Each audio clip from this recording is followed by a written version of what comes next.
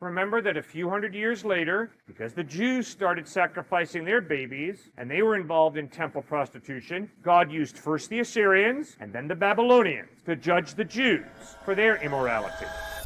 When this student said that God ordered genocide in the Bible, Cliff explained why that happened.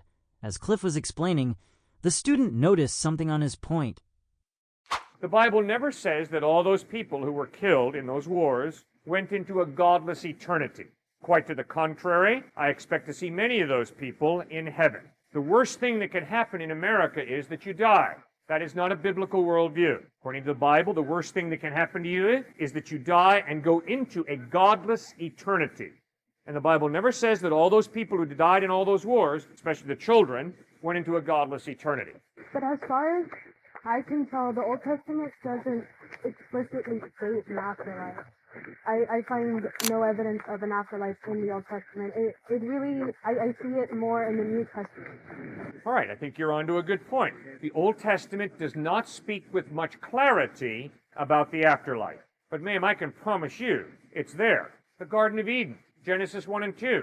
Adam and Eve were not to die. Death entered their lives because they sinned. I mean, that's clearly taught.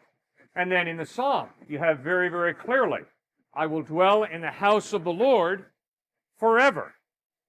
So you have eternal life there.